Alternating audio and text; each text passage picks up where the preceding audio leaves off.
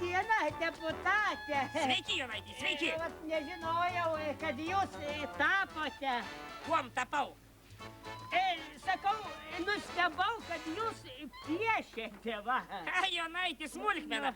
Dažiau tvorą namuose, tai vat liko dažų, sakau, nutapysiu Lietuvą. Na kaip, a? Tai, neblogai gal. O tai kas čia pavaizduota?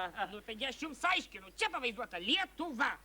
Mes gi sėdim juodam tunelį, visi jau 10 metų ir laukiame, kol pasirodys šviesa. Galų gale, tunelio gale.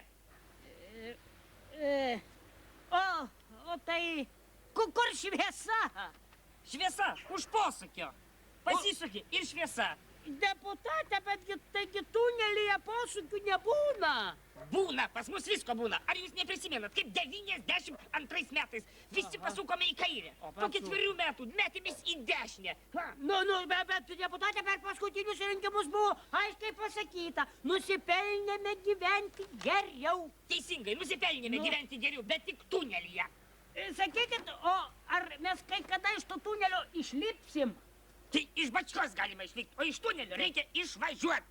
Tai, va, ar turim kokių nors šansų iš to tunelio išvažiuoti? Jonaitį, visi švansai jau seniai iš to tunelio išvažiavo, liko tokie durneliai kaip jūs, rinkėjai, ir sėdi tame tunelyje. Aišku, štai, Jonaitį, prašau, dovanoju jums savo darbą. Oi, deputate, malonu. O kur, deputate, apačia?